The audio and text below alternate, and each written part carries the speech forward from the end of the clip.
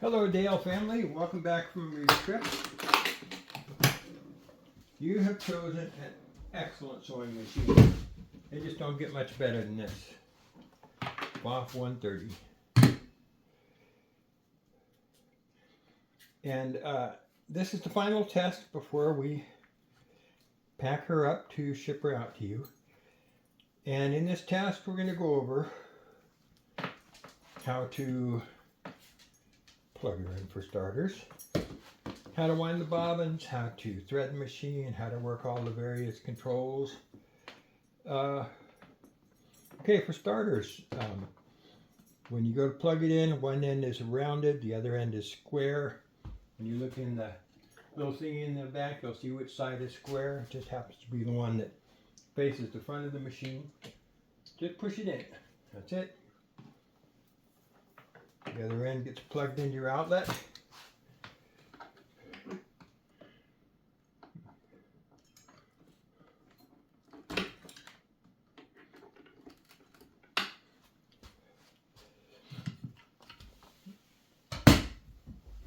And let's see. Start by winding a bobbin. You find your bobbin in the bobbin case down below. And you can get at it through the slide plate, but it's much easier just to release the lever there, the keeper, and tilt the machine back. Your bobbin case has a latch on it that if you hold on to the latch and pull it out, your bobbin's not going to drop out until you let go of the latch. You can drop it into your hand and let's see, there's yeah, I'm just going to pull all that thread off of there. Some people wind over the old thread as if they're ever going to go back and use it someday. I think they're just being lazy, actually. Sometimes I get bobbins that have like 4 or 5 different colors of thread on them. And it's more of a pain in the neck than anything else. To wind the bobbin,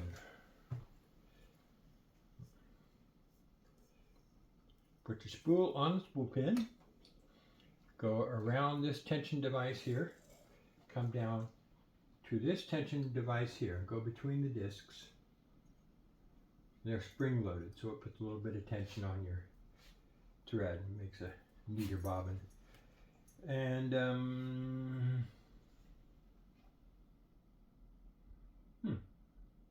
most bobbins have a hole in them in the side that you can just poke the thread through, but this one will just hold on to the thread and put several wraps on the bobbin to hold the thread in place while it winds. Hey, and you're in luck, the train's coming. Okay, so making sure your thread is still between the discs of the tensioner. You want your thread to be going over the top of the bobbin towards the back of the machine. Slide it onto the bobbin winder and turn the rubber tire until the little keeper pin goes into the slot in the side of the bobbin. Press down on that thing and stand by while the train goes by because it's pretty darn noisy. Here, let's put you up there and let you watch the train go by.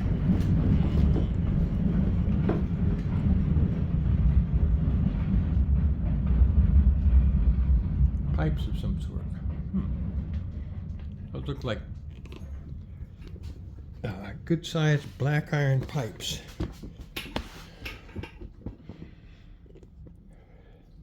Maybe oil transition lines? I don't know. Okay, so back to this. With the thread going on over the top,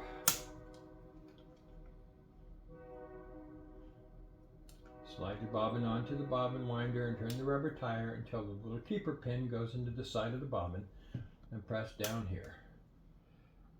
Take up the slack just for tidiness sake. Declutch your machine by turning the chrome knob in the center of the hand wheel towards you, just like 1/8 of a turn or less, until you feel it hit its stop. And now The wheel is disengaged from the rest of the machine, so it can wind the bobbin without making the rest of the machine cycle. So at this point, you just give a little bit of gas, and you're winding a bobbin.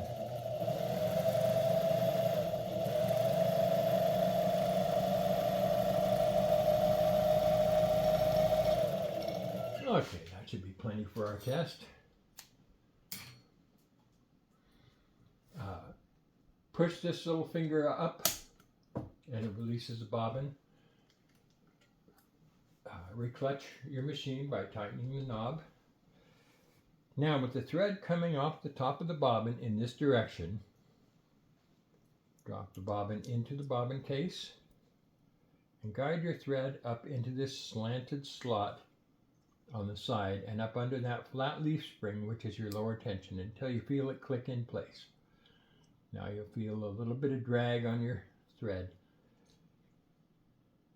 Now with this opening facing up, hold the latch again, and again that'll hold your bobbin in place while you're moving it around.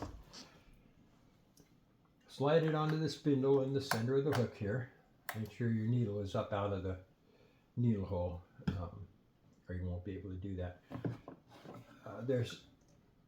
There's a little prop here if you want to prop your machine up.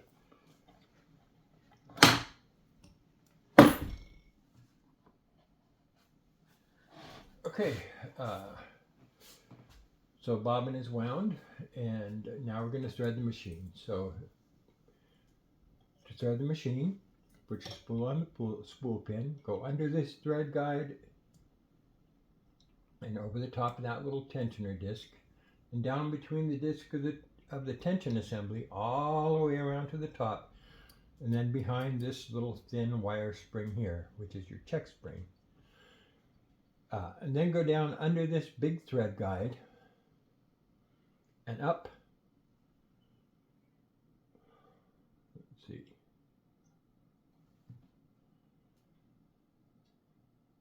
I guess after the big thread guide, we'll go into this curly Q thread guide above it. And then through your take-up lever, the thing that goes up and down when you sew, from the right to the left. And there are two holes in case you're sewing with two threads at the same time. You can use either hole, it doesn't matter. From there, come down to this thread guide on the faceplate. And your thread just pushes in from the side and clicks in. Down to this thread guide down here.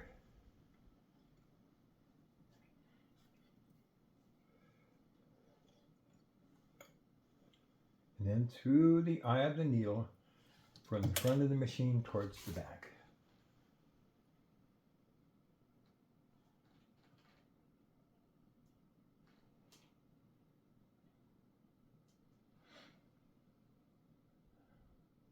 Okay.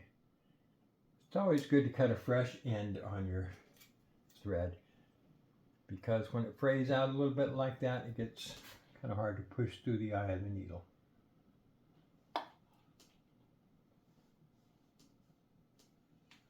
Make sure you haven't accidentally wrapped around the needle or around the needle clamp or something else. Let's get a little more.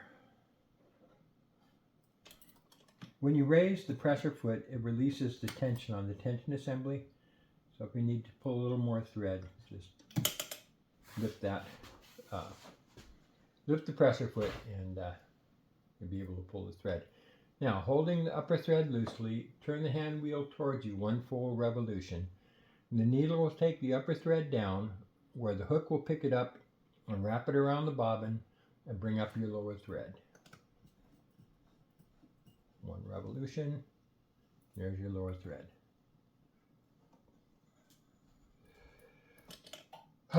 Okay.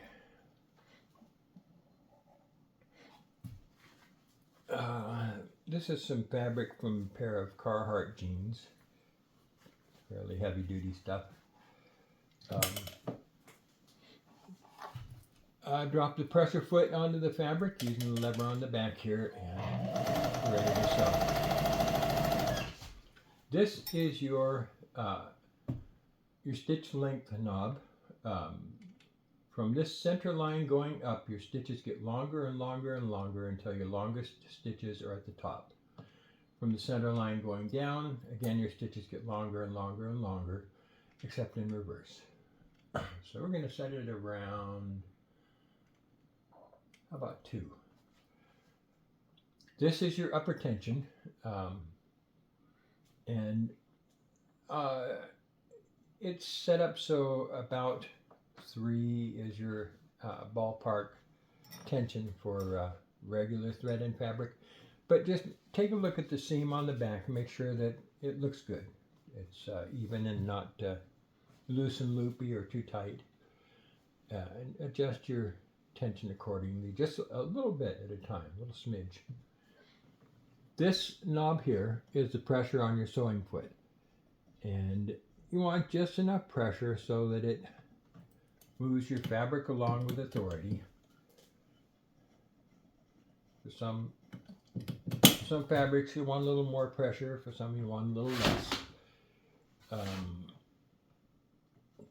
That's where you do it. If you want to do machine embroidery or darning and you need to take all the pressure off, just screw it up until you have virtually no pressure on your sewing foot.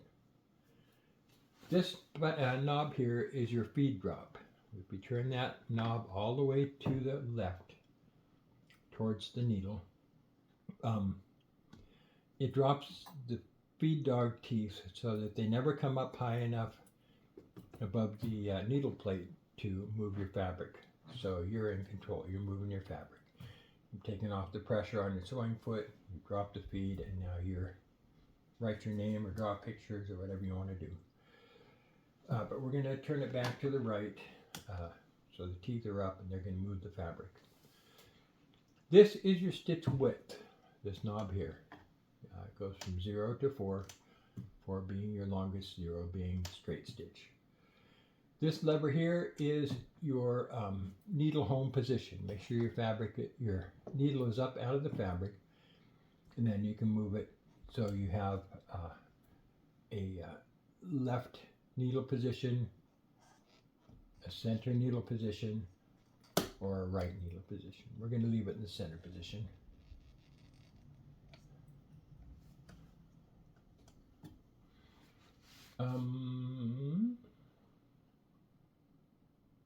And your light switch is back here. I'm going to leave it off. I can't think of anything else. Your belt might feel to you like it's a little bit loose, but as long as it's moving the machine without slipping or stalling, that's tight enough. The tighter you get it, the more the harder your motor has to work, the slower your machine will run, and just not good. It's got a few spare bobbins and a few accessories in the hole here. I'll bag them up so they don't get tossed around in the machine during shipping. But we're ready to sew. So stitch length is at 2, stitch width is at 0. Needle is center position. Tension is at 3. Yeah, just.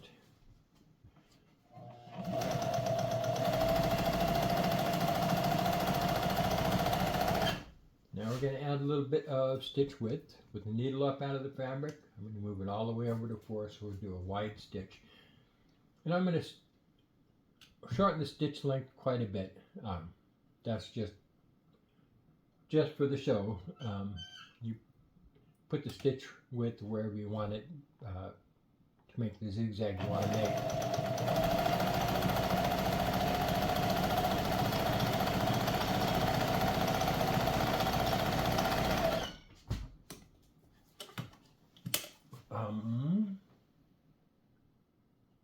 I think that's it. Is that everything? Oil your machine after every 8 or so hours of sewing.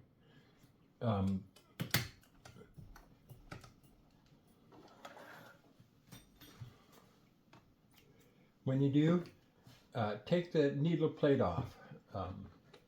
there's a screw here and a screw here. Real simple. Take those 2 screws off, lift the plate off, and then brush and vacuum the dust and lint away from your feed dogs. And then you're going to put 1 drop of oil in each of the oil holes.